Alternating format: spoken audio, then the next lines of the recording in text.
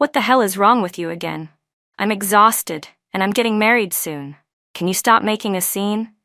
A week after I moved out, I got a WeChat message from Ethan. At that moment, I had just finished tidying up my newly rented apartment. I was lying back comfortably in a lazy chair sipping tea. I was in a great mood, but when I saw his message, it felt like the air suddenly turned stifling and hot. I've become more rational now, but I'm still human. Letting go of 5 years of emotions doesn't happen in an instant. It takes time. I never expected him to send something like that. It was deeply disappointing. I still remember when we had just started dating. I skipped class suddenly one day. My phone battery had died, so I left it in the dorm to charge and forgot to tell him. I was only gone for about an hour and a half. He almost blew up my phone. When I got back to the dorm and saw nearly 100 missed calls, I was stunned. Just as I picked up my phone, it rang again. It was him. His voice was panicked, even hoarse. After I explained everything, he finally let out a breath of relief and immediately came to wait for me downstairs. His eyes were bloodshot. He had clearly been frantic. There he was, a tall, clean-cut guy in a simple t-shirt, looking at me nervously. The contrast was striking. He looked like a big, worried dog, scared I might be mad.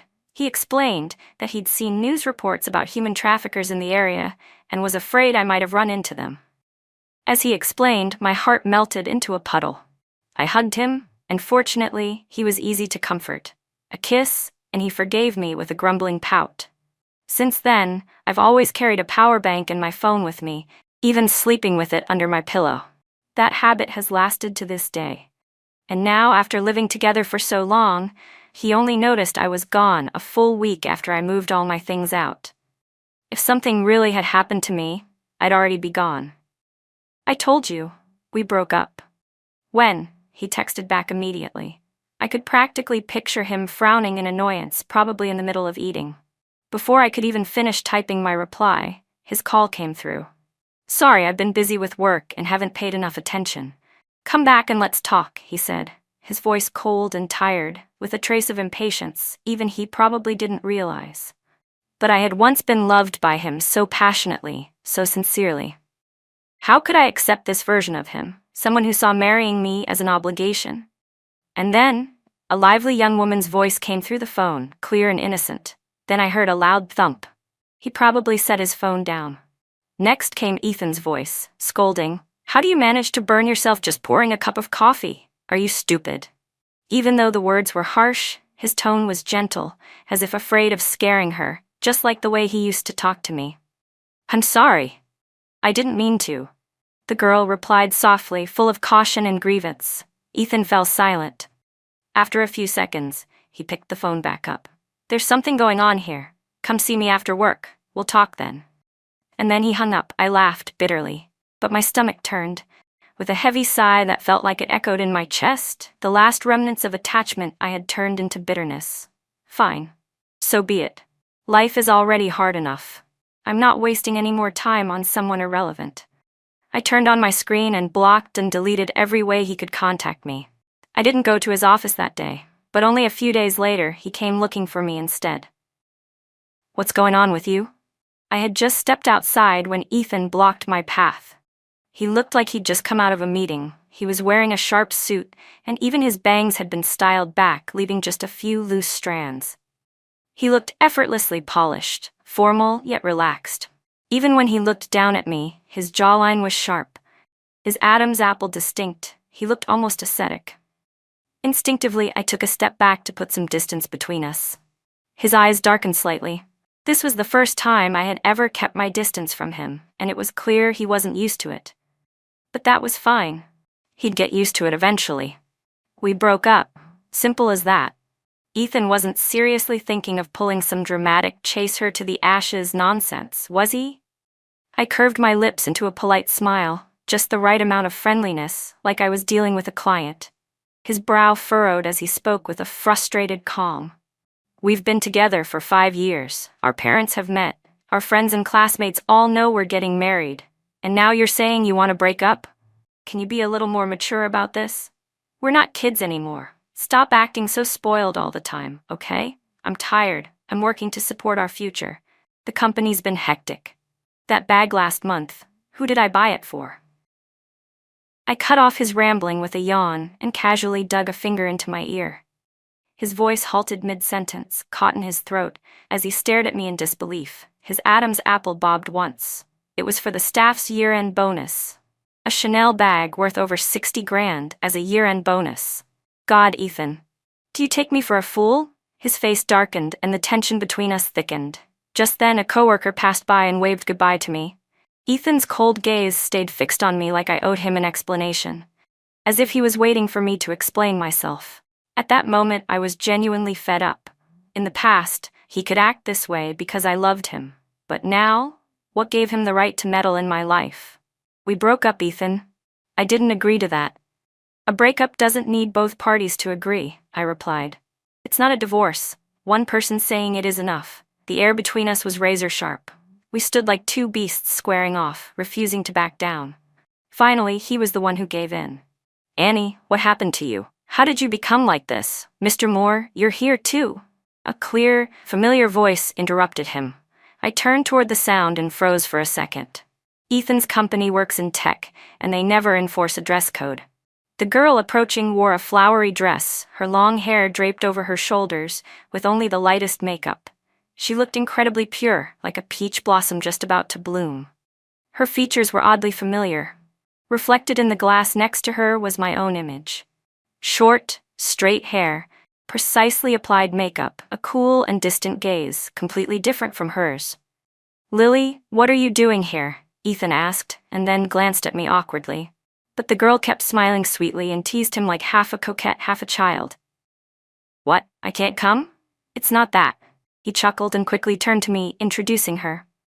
This is my girlfriend, Annie, and this is Lily Tang from our operations team. Quick recovery, smooth like always, but I knew him too well, and honestly, I was curious to see their little performance play out.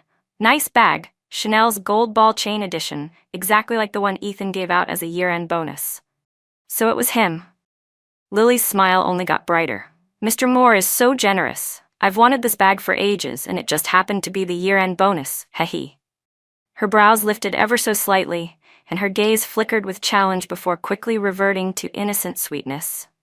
Annie, you're so pretty. Your eye makeup is stunning. Can you teach me? Mr. Nall always says I'm hopeless. Lily, enough, Ethan said, voice low. I need to talk to Annie. When I looked into his eyes, I caught that flash of regret again, like a knife straight to my chest. For a second, I couldn't even breathe. I really thought it wouldn't hurt anymore. But the truth is, I had loved him, really loved him. I closed my eyes. When I opened them again, my gaze was calm. Go to her, Ethan. I don't want you anymore. Whoa, Annie. What happened to your eyes? My supervisor, Mr. Zhao, frowned as he stepped up beside me, eyeing the puffiness around my lids. The intern standing next to him, Lin, looked like he might be connected to all of this somehow. He was the one the manager had specifically told me to keep an eye on, the special case. He'd been passed around within different teams under me, and now he'd ended up on mine. Apparently, no one else could handle him. Too rebellious, too careless. Now he sat there grinning lazily, completely unbothered, openly playing Honor of Kings on his phone. When he noticed me looking, he raised an eyebrow, smirking with a piercing still gleaming on his lip. He looked like trouble, cocky and defiant. It was unbearable. Lisa, one of my team members, once said he was the kind of soft-hearted bad boys found trendy these days. I just wanted to blow him up. Bad boy, my ass. Have you finished the marketing sales report? I asked, not bothering to hide my irritation while negotiating resources with a particularly difficult client on the side. He looked up at me, shrugged, and said flatly, "Don't know how." I tapped my fingers hard on the desk. Jesus Christ, how annoying. That smug, useless attitude, he reminded me of my good-for-nothing little brother. Only difference was, he had a powerful dad backing him. Lucky bastard. Lisa quickly stepped in to ease the tension. Supervisor, I've been working on it. I'll send it to you soon. My fingers froze above the keyboard. I had to mentally repeat to myself, don't explode. He's got connections. You can't afford to offend him. But watching Lisa, blushing, timid, looking like she was apologizing for him, my anger surged all over again. My mouth moved before I could stop it. You majored in marketing, and you can't even complete a basic report? He froze for a second, then pulled one corner of his mouth into a smirk. Say that again? Got hearing problems? I said coldly. If you don't like the job, then don't take it. But if you're here, don't drag others down. And don't dump your work on them either. No one forced you to be here. Lynn narrowed his eyes, the smirk vanishing. He tossed his phone onto the desk with a loud clack. Lisa, freshly graduated, clearly wasn't used to this kind of tension. Her face flushed with embarrassment as she lowered her eyes. Annie. Oh, so you're just shamelessly taking credit for other people's work and lazing around like a waste of space? Who the hell are you calling a waste of space? He snapped. The wheels of his chair scraped loudly against the floor as he stood up, towering over me like an angry lion. He was over 6'2", and the weight of his presence suddenly silenced the whole team. I just sat there staring him down, cold and unmoved. Who do you think I meant? With a curse, he kicked the chair hard. It slammed into a flower pot with a loud clang. The manager heard the noise and rushed out, quickly grabbing Lynn's arm. Whoa, Lynn, what's going on? Don't get upset. Annie, come on, apologize. Everyone around us exchanged uneasy looks, not daring to speak. This just confirmed what everyone already suspected. Lynn was the manager's pet project. I let out a sharp laugh and stood up. If you don't know how to do anything, go to another team. Don't come to mine and drag everyone down. You want an apology? I looked him straight in the eyes. Fine, prove you're not useless. And with that, I grabbed my bag and walked out. Annie, wait. The manager called after me. Annie, I didn't stop. I couldn't care less anymore. Worst case, I'd find another job. I had the skills, but with a boss like that jerk, I'd never get anywhere anyway. It was suffocating. This year had been nothing but bad luck. Lately, just the sight of men made my skin crawl. I walked down the street, surrounded by people bustling around, each with their own lives, their own direction. Everyone seemed to have a purpose, except me. Then my phone buzzed. It was my mom asking for money again. She wanted to buy a car for my brother. What a joke. Dream on. I scoffed and came to a stop beside a flower bed, suddenly realizing I was 28 and still had nothing to my name. Classic me. In that moment, the weight of the breakup and life's mounting pressure came crashing down like two boulders. A stabbing pain hit my chest. I felt like I couldn't breathe. I clutched my heart and slowly crouched down. Without meaning to, my thoughts drifted to Ethan. All these years, he had always been the one to comfort me. Every time I was struggling or hurting, he was there, cheering me up, standing by my side. He once promised he'd build a home with me, a place that would shield us from the world. That's why I had forgiven him so many times, quietly, on my own. What a joke. To realize in my lowest moment that the only person I could lean on was my cheating ex. That was true despair, and utterly pathetic. Asshole, I muttered, burying my face in my knees as the tears hit the pavement one by one. I hadn't cried in years, but this pain, it was too much. Damn, you're actually crying? A voice said above me, warm breath brushing against my hair. I looked up and slammed straight into something hard. The jolt nearly knocked me backward. Ah, damn it, what the hell are you doing here, Lynn? I clutched my head, gritting my teeth in pain. My eyes were red and puffy from crying. I must have looked absolutely pathetic. Lynn, meanwhile, was holding his jaw and didn't look much better. I came to argue with you, he said, grimacing. Now you've got me in pain too. Damn. His face was flushed, but when he looked down and saw my tear-streaked face, he scratched his head, suddenly looking awkward. Why are you crying? No one even yelled at you. The more he spoke, the more unsure he sounded. Okay, stop crying. I'll do the report myself next time, all right? Geez, I didn't think tigresses could cry too. What is this, a curse? Then his brows drew together and I was reminded of Ethan. Somewhere along the way, he'd started looking at me like that too. Was it me? Was I the problem? My parents didn't love me. The man I loved left me. I couldn't even control my emotions at work. That crushing thought cracked something inside, and I started crying harder. Louder. Uncontrollably. It's not like anyone in this city would stop to care. People around office buildings are always rushing. At most, they'd throw a glance over their shoulder, then keep walking.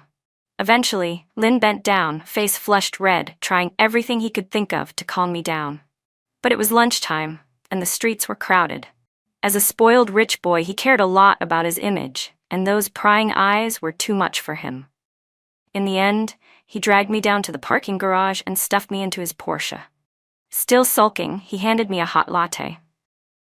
I was exhausted from crying, clutching the warm cup in both hands, staring blankly out the window. My reflection looked awful, mascara smeared into smoky shadows. Thank God I used good makeup and knew how to apply it. It wasn't as bad as it could have been. Lynn was outside smoking, the smell already leaking into the car. "You're killing me with that stench," I muttered dully. He opened his mouth, cursed under his breath, then threw the cigarette down and stomped it out. "God, you people are so annoying." Then, like a scolded child, he bent down to pick up the butt and toss it into a trash can before sliding into the seat next to me. "Want to talk?" "No." He looked defeated. And so we just sat there in silence. He played games on his phone. I watched him play. Eventually he couldn't take it anymore. "Aren't you hungry?" I nodded. "Am I really that pathetic?" He gritted his teeth. "Seriously? Could your reaction time be any slower?" He sighed. "All right, fix that melted mess you call makeup. I'll take you out for drinks. We'll get hammered and forget this ever happened. Real men don't argue with women anyway." Then he slammed the gas, and we sped out of the garage. The place he took me to was a restaurant by day, bar by night. As soon as we walked in, the manager greeted him like an old friend and led us straight to a private booth. We hadn't even ordered yet, but within 15 minutes, the table was full of dishes. "Your friends?" I asked, finally coming back to life a little. I leaned into the sofa, gnawing on a chicken wing. "I invest in this place," he said lazily, gulping down some beer. "What? You think rich people don't need their own little worlds?" I took a sip of my own beer. It was bitter. The lights around us dimmed, colored beams casting a dreamy haze across the room. Bite by bite, I ate. Between mouthfuls, I said, "We're splitting the bill, by the way." He snorted. "Seriously? I take a girl out to eat and she wants to pay? God, that's so awkward." "Then why'd you dump your work on Lisa?" He choked, coughing and scratching his neck. "I want to be a photographer, but my old man forces me to work at the company. What can I do?" I wordlessly picked at the stir-fried beef, expression blank. The veins on his neck twitched. Finally, he couldn't take it anymore. "Jesus. Go wash your face. You look pathetic." Then he pulled me up and dragged me to the restroom. When I came out, face cleaned, he stood frozen for a second. Then suddenly smiled. "You know, you're kinda cute without makeup." My face didn't change a bit, still blank. Then I went back to my seat and continued eating. When Lynn noticed my glass was empty, he casually refilled it and clinked his glass against mine without waiting for a response. All right, I'll stop bullying you, okay? Come on, cheers, and we'll call it even," he said, downing his drink in one go. He didn't look nearly as gloomy now. Thankfully, I could hold my liquor well, too. We matched each other drink for drink, one glass at a time, until the live singer finally took the stage and the mood began to lift. Then came the song requests. I heard the lead singer announce, "This next song, Love Confession, is dedicated by Ethan to Lily." A spotlight swept across the room. I froze and looked over. It was Ethan. His eyes were soft and full of affection as he looked at Lily, who was nestled in his arms, smiling sweetly. "Hey, what's wrong?" Lynn followed my gaze, narrowed his eyes, and asked, "Isn't that the guy in the photo on your desk? Damn, he's totally cheating on you." "Shut up," I snapped. I glared at him, then downed my drink in one gulp. Lynn just let out a relieved laugh. I knew it. That kind of crying? Classic breakup tears. "Come on, the world's full of better men. I'll hook you up with some rich, hot dude." Get lost. I slammed my glass onto the table. My mood, which had just started to improve, soured again instantly. "I'm done drinking. I'm leaving. Leave the report on my desk tomorrow." "What? Don't be so stubborn. I literally pulled you off the street today." "I didn't need saving. Mind your own damn business." "Wow, cross the river and burn the bridge, huh?" he said, grabbing my arm like a child throwing a tantrum. His eyes sparkled with boyish mischief as he raised an eyebrow smugly. What the hell was he even proud of? "Let go," I growled. "Nope." I was getting seriously annoyed and started prying his fingers off me, but the bastard wouldn't budge. His grip was ridiculously strong. Just as we were struggling, a familiar voice called from behind us.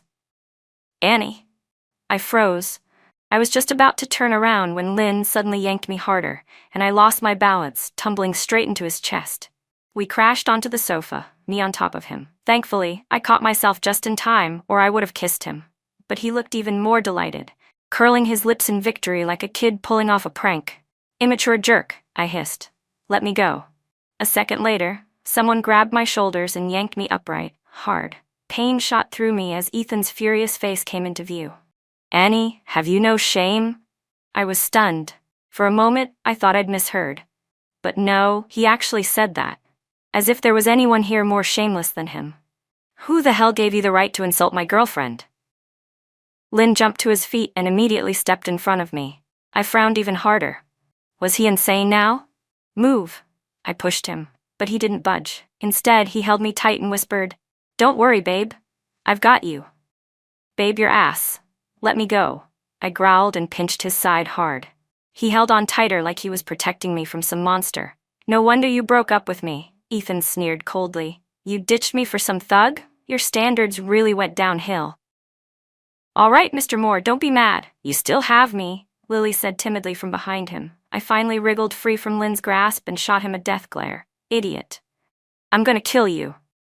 "Quit messing around," I snapped at Lynn, furious. He snorted, looking smug and proud like some wannabe hero. His equally smug buddy was watching the whole thing unfold like a soap opera. I turned to Ethan, my voice laced with scorn. "Nice taste you've got there. Who needs subtlety when you can cheat with someone right under everyone's nose? Way to make sure I find out." "Lily and I are just friends." "Oh yeah? Friends who cling to each other at bars and dedicate love songs? That's real friendly. And what about you? Wrapping yourself around some punk in public? Guess that's just normal for you?" "Did you see clearly? That stray dog barking at you? What did I do?" I snapped, locking eyes with Ethan. He stared right back, his chest heaving with rage and resentment. It felt like we'd been stuck in this same pattern for over a year now. He wanted me to settle down, get married, and quit my job to become a stay-at-home wife. But I refused. Then he accused me of not trusting him. Our arguments got worse. We talked less and fought more. And then the texting started, non-stop, day and night. I saw it, pretended I didn't, and then Lily Tang showed up. From that point, he stopped pretending at all. He kept pushing the boundaries, and eventually, all my patience ran dry. Now, even the few remnants of affection that time had left behind were gone. I was just tired. "Ethan, let's let each other go." "Like hell I will," he growled through clenched teeth. "You think I'm gonna just watch you drink with this thug and do what? Sleep with him too? Don't you have any shame? Annie, what the hell happened to you?" Before he could finish, Lynn punched him square in the face. Lily screamed. Ethan staggered, but quickly recovered, licking the blood from the inside of his cheek before landing a punch of his own. The scene exploded into chaos. Security eventually had to step in and physically drag them apart. Ethan and Lily were thrown out, and the police arrived shortly after. It took most of the night at the station to clear everything up. They agreed to let it go. Ethan, of course, still asked to speak with me. Lynn stood off to the side, watching us with cold detachment. Lily stood behind him with teary eyes, looking like a pitiful little flower, nervously staring at Ethan. It had been a long time since we'd been alone. Under the streetlight, Ethan looked guilty. His lips trembled as he muttered, "I'm sorry. I only said those things because he provoked me." "So what about you and Lily?" I asked without looking at him. My eyes stayed on the pavement, where the yellow glow of the street lamp stretched our shadows out, long, parallel lines that would never meet. "There's nothing going on between us," he said. I finally looked at him. My throat was dry, but I clenched my fists and stood up straighter. "Ethan, we're adults.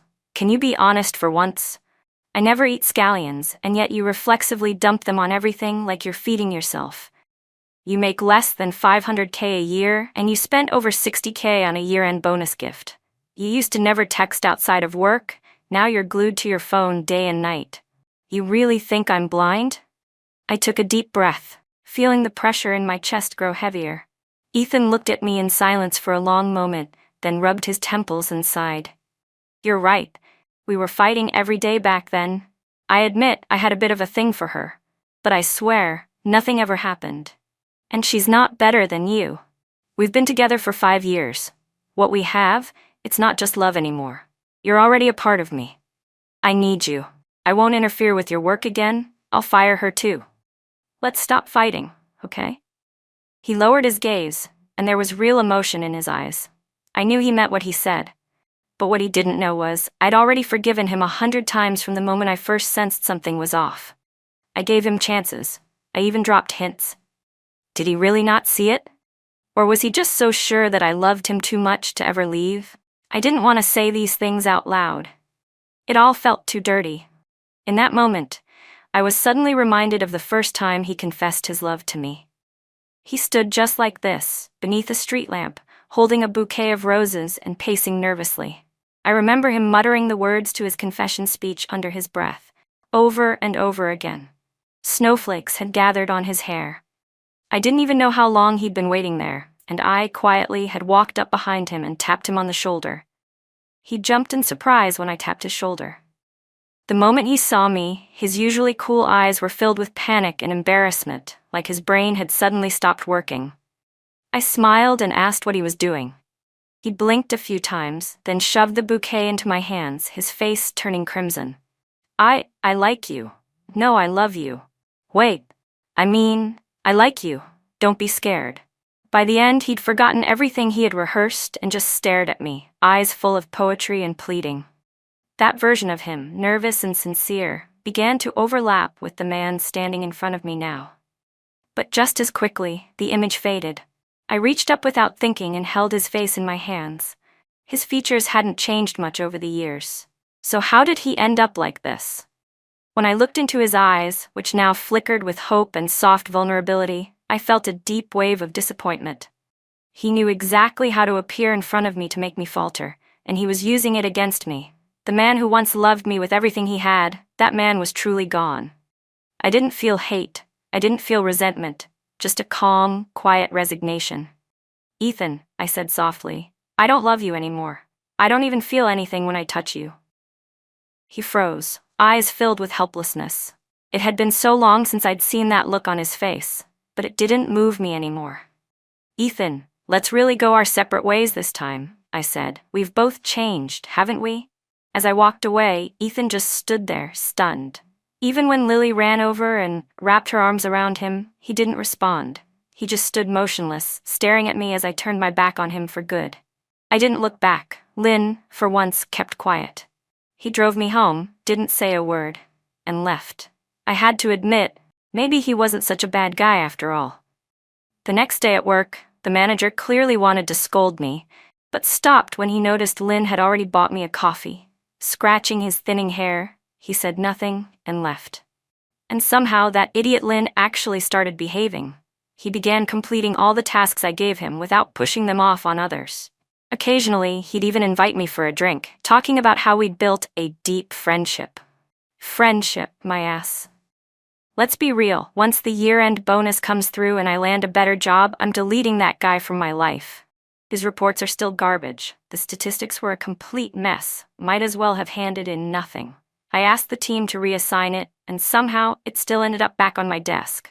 Damn rich second gen. Teaching him is harder than training a dog. Honestly, a horse would be more obedient. Annie, he said one day, the project just wrapped up. Let's go get a drink.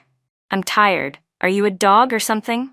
He was already immune to my sarcasm, grinning with that smug, cocky look of his. If you don't want to drink with me. Next thing I knew, our entire team was back at our regular bar, drinking like it was 1999.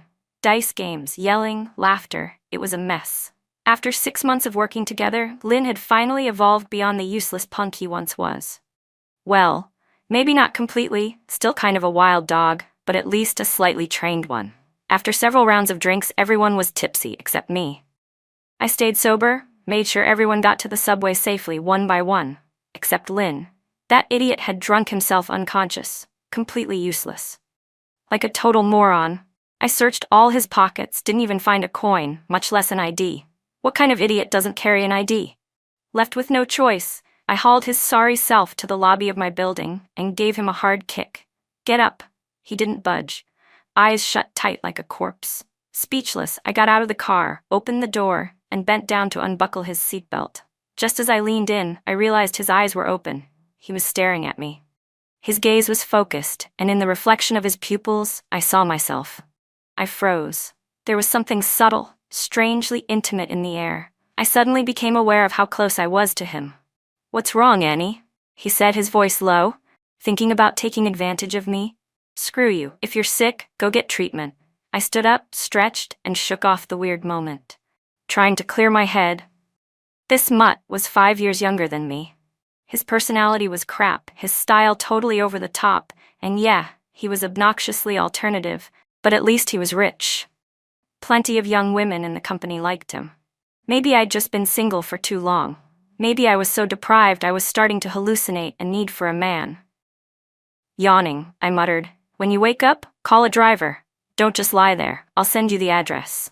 I looked down and started tapping it into my phone. He sat up, long legs stretched to the floor, and looked at me. "My dad agreed to let me study photography abroad. I might not come back." I froze for a second. Then I clenched my teeth. "Congrats. Day whatever of dealing with an ultra-rich heir? Fantastic," he smiled, licking his lips slightly. "Annie, to be honest, I really hated you at first. Always working like a maniac, insanely demanding, always pushing yourself just to fight for your team. So naive, thinking that's how the world works. You'll never get ahead like that, you know? You've got to be like Mr. Zhao. Bend when needed, always put the company first." I stared at him blankly. "Then why don't you just give up on photography? Take your beatings from your dad like a good little heir, and live your boring, privileged life. I mean, your legs are practically busted from it." "That's not the same." "How is it not the same? It's all about your principles and limits. If I gave up what mattered to me, would I even still be me?" I shivered. "I'm freezing." "Call the damn car already." He laughed. "That's exactly what I like about you." I gave him a bewildered look. "You're out of your mind." He got out of the car and started walking toward me. I crossed my arms and stared him down, waiting to see what stunt he'd try next. If he so much as tried to pin me against the wall, I'd knee him into next week. But he didn't do anything. He just stopped half a step away, staring down at me. That's when I noticed his hair had been dyed back to black, neatly straight. His clothes weren't the usual loud, overpriced streetwear, but clean, simple, and well-fitted. And when he lowered his head, I finally noticed his eyes, soft, almond-shaped, a bit seductive. His Adam's apple dipped to his collarbone, which peeked slightly out of his shirt. He actually looked kind of hot. "It's snowing," he said. I blinked, then felt a sudden chill on my nose. I looked up. Snowflakes were falling like wisps of cotton from the sky. The season's first snow, it was beautiful. Then, all of a sudden, the sky darkened as he leaned in. Something warm brushed against my lips, just a light touch like a dragonfly landing on water. Then, it was gone. I touched my lips, stunned. "Lynn, that was sexual harassment. You know that, right?" He burst out laughing, clutching his stomach. "Annie, you're really the best at ruining the mood." "Ugh," I rolled my eyes. "Get lost, I'm freezing. I'll let it slide this time, but next time you're on your own. I'm going upstairs." I turned around, but he suddenly called after me. "Annie, will you wait for me?" I paused. "No, I won't. No dates, no waiting." And with that, I walked away. But the truth is, over the past 6 months, I had started to notice something different about Lynn.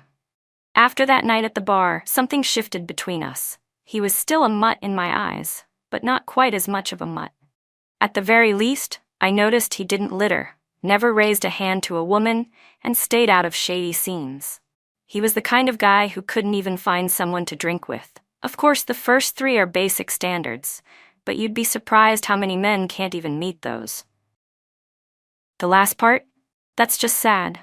He didn't fit in with the successful heirs his age. They all had real businesses to inherit, and he couldn't stand the useless ones either. So he ended up alone, chasing his unrealistic dream of being a photographer. It's laughable, honestly. We're in real estate, there's no future in it. Our company's almost bankrupt, and if he ran his own, it'd tank even faster. Every time I argued with Mr. Zhao, Lin would be the first to mock me, always pointing fingers. "Don't resist your superiors. Just listen, you'll only hurt yourself."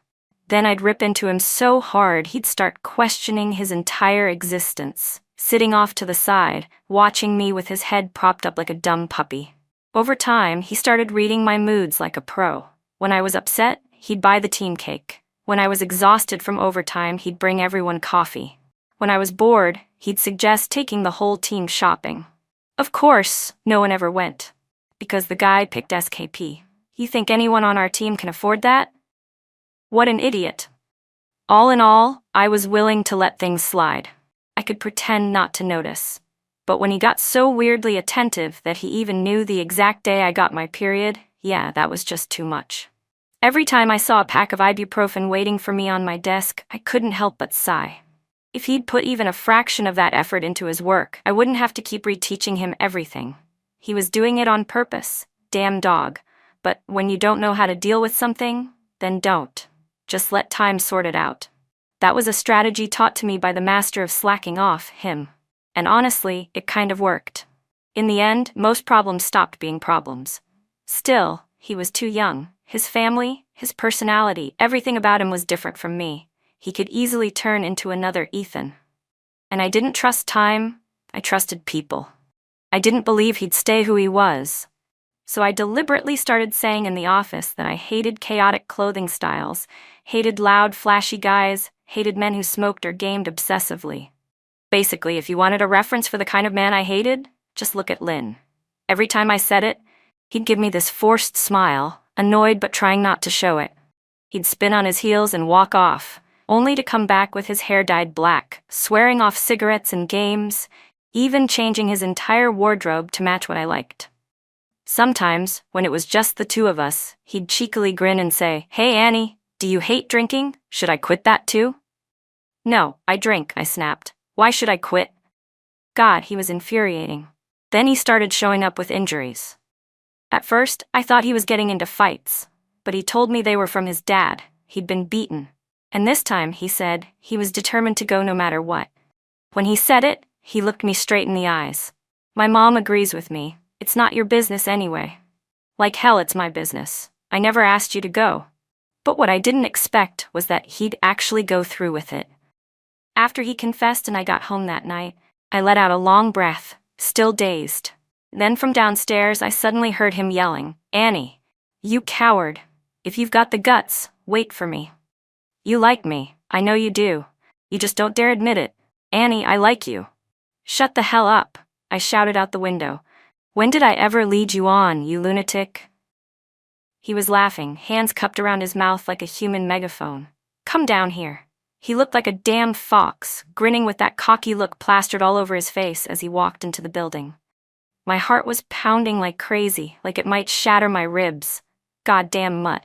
Grinding my teeth, I slammed the window shut, yanked the curtains closed, and sat on the sofa waiting for the knock. The waiting was torture. I knew I might regret it. I shut my eyes, cursed under my breath, and went to open the door. Right as I stepped out, the elevator doors opened, and there he was. Lynn stepped out in one long stride, stars practically shining in his eyes, and pulled me into a tight hug. "God, I missed you," he murmured. He was young and reckless, and built like a rock. My head actually spun from the impact. Either he kissed me or just slammed into me. I couldn't even tell anymore.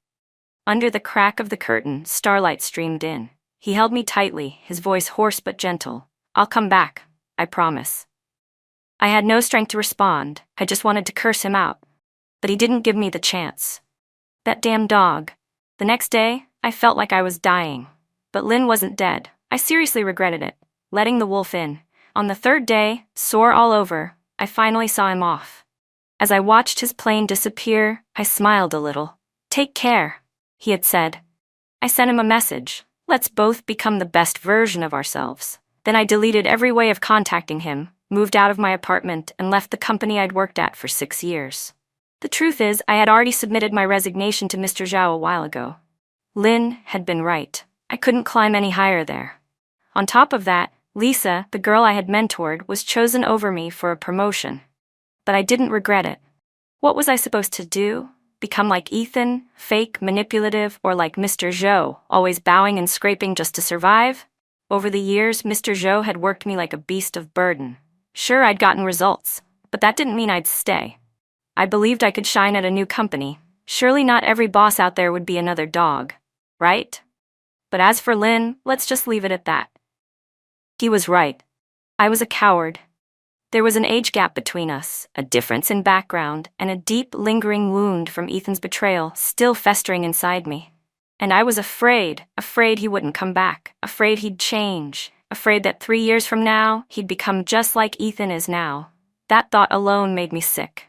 So I chose to freeze everything in the most beautiful moment and leave it there. These past 2 days had been enough for me. As the plane disappeared into the clouds, I handed everything over to time. I started at a new company, one of the top-tier ones. Honestly, I probably shouldn't have even made it through the resume screening, but luck was on my side. The pace was even crazier, the pressure heavier, but the bonuses were doubled. And at least my current boss actually behaved like a human being, not like Mr. Zhao, that walking midlife crisis. Back at the old company, a team member, Chris, had once asked for 7 days off to return to his hometown after his grandfather passed away. Mr. Zhou had the nerve to say, "It's not your parents, just a grandparent. Why bother?" Chris ended up quitting and punched him in the hallway on the way out. Zhou tried to play it off, pretending nothing happened, but everyone knew. Even now, once in a while when I unlock my phone, the lock screen still catches me off guard. It's a photo Lynn took of me during our team outing. Sunlight spilled across my face as I looked down, smiling at a little calico cat rolling around by my feet. I looked ridiculously happy, like a total idiot. I locked the screen. Back when things hadn't been said out loud, it was easier to fool myself. But now the truth was out in the open. There was no going back. I kept thinking about that night, how he held me like I was something precious, how his sharp nose brushed gently against my forehead, his voice soft, teasing, like silk brushing my skin. "Annie, trust me." No, I couldn't think about him. I was at work. I closed my eyes and forced my mind to snap back to reality. I threw myself into the grind. Time flew. Ethan was about to marry Lily. I didn't even find out from him, an old classmate told me, acting like they were giving me hot gossip. I just nodded calmly, swallowed an oyster, and forgot the whole thing. Or so I thought. I didn't expect him to show up outside my apartment, drunk. He was slumped on the curb, his white dress shirt half unbuttoned, his face pale and worn. 2 bottles of beer beside him. When he saw me, he looked up and gave a weak smile, shifting over to make room for me. Thank God I got off work late. If it had been earlier, he'd have caused a scene in front of everyone. "I'm not drinking. Move," I said. "I'm getting married," he muttered, eyes red. That's when it hit me. It had already been nearly 3 years since I last saw Ethan. Even Lynn had been gone for 2 now. "Congrats. Where's my red envelope?" I replied lazily, not even bothering to think. He chuckled bitterly. "You're really heartless. I can't even hate you. We were together for years, Annie, and you just kicked me out of your life like I was nothing." "Oh, come on," I scoffed. "You're about to get married and now you want to play the tragic ex? What is this, a soap opera?" "But if you say the word," he said, standing up and staring at me, eyes glassy, "I'll walk away from all of it. Right now, I'll give it all up, for you." The alcohol stench on him was overpowering. "How pathetic," I said. "I used to think at least what we had was real love. That's why I left you with a shred of dignity." "You think I didn't know Lily comes from money? You like her, but that's not all there is to it. I see right through you." I turned and brushed past him, ignoring the way his face drained of color. "If you're gonna mooch off someone, at least act grateful. Don't pretend you're doing them a favor," I muttered, rolling my eyes as I walked away. Then behind me, Ethan shouted, "He reminded me of you." I froze. He's like how you used to be, sweet, innocent, always trying to make people smile. It wasn't just about the money. "Trying to play the victim now? Please." Yeah, got it," I replied lazily. "Anyway, we're probably not going to see each other again. And don't worry, I won't tell Lily about tonight. I just hope the 2 of you never reproduce and unleash that chaos onto society. Do humanity a favor." That was the good deed of the day, saving 1 girl from 1 messed up man. Still, in the middle of the night, I woke up suddenly. Damn it, that bastard never really knew me, did he? He was only ever looking at my face. That was it. Thanks, Lily. If not for you, I might have picked up trash. At 31, I got promoted. My salary shot up dramatically, giving me a sweet, dangerous illusion that I might actually become financially free. And because I'd finally stopped letting my mom bleed me dry for my brother, I'd saved up enough to buy an 80-square-meter condo. Joy. And along with it, I now had a lovely 20-year mortgage. I hated it.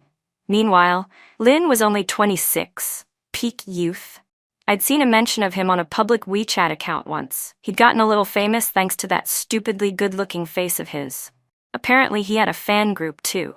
Out of curiosity, I joined it. Turns out someone had dug up info on him. He was apprenticing under some legendary photographer and had serious talent. In just 3 years, he was already shooting celebrities and pulling in a 7-figure annual income. Great. Now the gap between us was even wider. Stupid rich kid. Annoying as hell. I brushed my fingers over the photo on my screen, over the pair of sleepy eyes that looked more and more distant. I took a deep breath and changed my lock screen, then left the fan group. And then, I started dating. I didn't want a man, but not having one was starting to feel empty. After careful filtering, my college roommate introduced me to her cousin, Nathan. Recently returned from abroad, single after a divorce, came from a good family, gentle personality, worked as a university professor. His ex left him because he was, well, boring. Didn't smoke, didn't drink, didn't hit women. Just read. All day, every day. I mean, what even is that? We exchanged resumes, then quickly moved to dinner to get to know each other better. And yeah, he really didn't talk much. But he was polite and, I had to admit, quite decent. Maybe love wasn't in the cards, but we could be a good match. I gestured that I was enjoying our chat. He didn't say much, but he was a great listener. Didn't check his phone while I talked, just watched me quietly, responding here and there, eyes focused. I was mid-sentence when I stopped. His eyes, something about them, looked like Lynn's. And it hurt. What the hell, Annie? I froze, straightening my back. The next second, a man in a black trench coat walked past my line of sight and sat down in the empty seat next to me, the one I'd used for my bag. I stared at him, stunned. You? When did you get back? I shut my mouth the moment I saw the suitcase at his side. The tags were still attached. He had clearly come straight from the airport. This your boyfriend? He asked casually. Hey, who are you? It's been over 3 years, I snapped, glaring at him. Boyfriend my ass. Nathan gave me a look. He was confused, then cold. Understandable. I had a million questions for Lynn, but at that moment, I looked exactly like a cheating jerk. This was someone my own roommate had set me up with. And now? This dog just strolled back into my life out of nowhere? I stomped hard on his foot. He winced and gritted his teeth in pain. Nathan stood up. Looks like you've got something to handle. I'll leave you to it. He looked displeased but stayed classy, nodding and walking off. I was completely mortified. I later frantically explained the whole dramatic mess to my roommate. She said she understood but still milked 3 hot pot meals out of me for it. Wait. Are you saying your cousin wasn't even worth 3 hot pot dinners? Not the point. Meanwhile, Lynn had been resting his chin on his hand, smiling at me the whole time like a smug little devil. Annie, you've gotten prettier. I rolled my eyes. No shit, you think I'd drop thousands on cosmetic treatments for nothing? So why'd you come back? I asked. Weren't things going great for you over there? Especially with all those hot models around every day? I missed you, he said. Voice lowered, a hint of grievance clinging to it. Didn't you miss me? I stared at him, speechless. Miss you? Yeah, like hell. I missed you so much I thought about you every night. Happy now? Nope. I looked down, grabbed a strawberry at random, and stuffed it into my mouth, only to immediately scrunch up my face from the sourness. Assassin berry. He burst into laughter, that low chuckle of his echoing beside me. I glared at him, and before I could say anything, he leaned in and kissed me. Annie, he said against my lips, go on one more blind date and you're done. Oh yeah? I snorted. What, you planning to marry me now? You care that much? I do, and even if I wanted to marry you, you wouldn't say yes, right? He asked seriously. I choked on my comeback. Damn it. He was smarter than he looked. I looked away and took a spoonful of whipped cream. Let's be real, it's not gonna happen. That whole thing with Ethan? It left a mark. It's not that I still loved him, I didn't. But because of what he did, I stopped believing in love with the same blind faith I used to have. I couldn't go all in again. And beyond that, the gap between me and Lynn was too big. He left after that. I finished my dinner alone in the restaurant, wandered around the mall without buying anything, then walked home with a hot latte in hand, the same brand Lynn used to buy for me. A fancy, overpriced chain store he insisted on. I was sipping it when I reached my door and unlocked it. But right as I opened the door, I heard the safety door behind me swing open. In that split second, my brain ran through 800 crime case scenarios. I bolted inside at lightning speed, but I was too slow. A hand grabbed the door and yanked me back out, then suddenly wrapped around me. I reacted on instinct. One sharp knee strike, a familiar yelp. "You're insane, Lynn," I snapped, half laughing from adrenaline, half pissed off. He doubled over, clutching his inner thigh, face twisted in pain. Serves him right. I missed the sweet spot, but whatever. He deserved it. Muttering curses, I helped drag him inside, then went back to get his suitcase. I think I hurt my own knee with that one. His muscles were way too solid. No wonder it hurt me. I closed the door, but immediately felt something was off. The next moment, he wrapped me up from behind, chin resting on my shoulder, his breath hot against my ear. "Caught you." This man, this dog, was even worse than before. He'd planned it all, totally premeditated. When I woke up the next morning, my whole body ached, especially my legs. But Lynn? He looked thrilled, like he'd just won the lottery. He stuck a Peppa Pig sticker on the bedpost and brought over a bowl of tomato and egg noodles. "Morning, my little piggy," he said cheerfully, rubbing my hair. I scowled. "Can I be a human for once?" "Morning, baby," he said instead, pinching my cheeks and messing up my hair even more. "I swear to God, Lynn, can you not be this clingy all of a sudden? You're freaking me out." He grinned. "Eat first, then be freaked out. Don't worry, you're not in a rush, or are you?" "What the hell are you even talking about?" He was impossible. I was exhausted. I swear he was draining the life out of me, and now he was practically living at my place. He stole my spare key, cooked all 3 meals every day, and even if he had to run out for work, he'd text updates like a responsible husband. Changed every password in the house to my birthday, like some overachieving boyfriend a dating sim, way too obedient. Except, well, in bed. After half a year of this madness, I finally gave in. Fine. Screw it. Let's just meet the parents. My side welcomed him like royalty. I was practically an elder in my hometown already. Ridiculous, I know. My mom cried, like literally sobbed. It was dramatic. But what I didn't expect was that when we visited his family, I got the same over-the-top treatment. His dad, a former CEO, had tears in his eyes. Why? With my background? It didn't make any sense. When we got home, I asked him what the hell was going on. He growled and started nibbling on my earlobe. "Can you focus for 1 second? But I was so tired enough to want to strangle him. That damn man. Later, Lynn finally confessed that everything he did in Andorra had been behind his father's back. He didn't take a single cent from the old man. Oh, and he also claimed he'd dated several guys while abroad. I nearly lost it. He just laughed and lightly smacked the back of my head. "What are you thinking? I was lying." I stepped half a foot away from him, but he yanked me right back into his orbit. "Anyway, what were you doing at my school?" I asked, confused. He smirked, a cold one. Then he dragged me under a street lamp and said, "This is where that guy confessed to you, right?" Wow, that jealousy had aged like wine, strong and bitter. His grin widened, bolder now, and then, without warning, he dropped to one knee and pulled out a small red box. "Annie," he said, flipping it open, "marry me." I froze, but his eyes were gentle as he looked up at me. "I know you don't believe it," he said, "but I love you. Right here.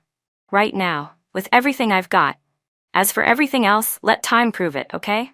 My eyes burned. It felt like molten lava was churning in my chest. You bastard, I thought. I really didn't think I'd cry, but he was just too damn good at this. "Fine," I said softly. "Let time prove it." I reached out and slipped on the ring. "Forever," promised. Bonus chapter, Lynn's POV. When my old man dumped me into that crappy division, I was furious. My whole life had been arranged for me. Even when I won first place in a photography competition, he smashed my camera and burned my memory card. Complete lunatic. Whatever, let's destroy each other then. If he wanted to ruin this company, I'd help him do it faster. That manager, Mr. Wong, was smart. He saw I was a handful and immediately shoved me onto one of his team leads, Annie. She looked cold all the time. Total workaholic. Boring as hell. I never expected her to yell at me. Really yell. Who the hell did she think she was? She thought she could just walk off after chewing me out? I followed her, determined to argue back. But when I caught up, I found her squatting on the side of the road. I frowned and leaned down to look closer. She was crying. Wait, she cried? I panicked a little. Her sobs were loud and I had no idea what to do. In the end, I had to drag her, still bawling, into the underground garage, ignoring the stares of passing pedestrians. The funniest part? She was still cussing me out between sobs. Later, I found out she wasn't crying because of me. It was about her ex. She'd run into him at a bar. Hilarious. Front row seat to a breakup meltdown. Totally worth it. But weirdly enough, that night I dreamed about her. Red-eyed, tear-streaked, looking heartbreakingly fragile. The hell was wrong with me? Still, I guess that disaster of a night did help us bond, sort of. I started half-assing my work less obviously. Actually filled out those stupid reports, and after I finished, I went back to my games. Meanwhile, she actually started helping me with my real work. Looked tired but focused. I frowned. Whatever. I'll be the good guy this once. Gradually we got along better. Then I figured out she was actually good at all the crap I hated doing, and suddenly she became my secret weapon. If I pissed her off, she'd scowl, but if I pitied her just enough, she'd cave. Evil genius. Once she finished my reports, I'd pat her on the shoulder like I was the boss and say, "Nice job, Lynn." God, she was so annoying. But somehow I kept dreaming about her. This wasn't normal. 3 months of endless overtime finally ended. I could breathe again. But then I saw her get a message. She frowned, then marched off toward Mr. Zhao's office. I looked over at her screen. Turns out Zhao was trying to pocket the team's bonus. Except for him, he didn't back down. He argued his case with full force, and I couldn't help but smile and call him an idiot. The truth was, Zhao only pulled this kind of stunt because every year the company offered one nomination for promotion to regional HQ, chosen by the manager. It was a hint, really, a bribe in plain sight. Keep your mouth shut, and the promotion is yours. And the thing is, Lin wasn't even losing anything personally, so why put himself on the line for a bunch of strangers? By all rights, he should have been promoted years ago, but he'd been held back for 3 straight years. Even so, he just shook his head. The white glow from the monitor washed over his face, making him look pale and distant. His eyes were calm and cold. I don't want to become that kind of person. I couldn't help but laugh bitterly. No one really chooses who they become. We're all just being controlled. I can still try. Try? Try what? I snapped. You think trying makes a damn difference? Did you try? He asked quietly. What's that supposed to mean? I frowned, glaring at him. He looked me straight in the eye, calm as ever. You keep saying you want to be a photographer, but what have you done? You waste your time gaming. If you really had the skills, go prove it. You don't lack money. Tons of people would kill to have your life, and you choose to do nothing. And that's your choice. I can't stop you. But don't try to interfere with mine. Then he turned back to his screen and continued working as if nothing had happened. My face burned. Because he was right. No one was controlling me. I was just afraid. Afraid I'd fail. Afraid I didn't have the talent. So I pretended I was trapped. Right then, I hated him so much. But he also looked so damn good, like he was glowing from the inside out. When I got home that night, I realized 2 things. 1, I was going to be a photographer. 2, I'd fallen for Annie. I liked his cleverness, his composure, even the way he lashed out when irritated. I used to think he didn't know what his ex had done, how he ditched him to marry Rich. But now, I wasn't so sure. Lin was too smart. If he knew, would he still believe in love?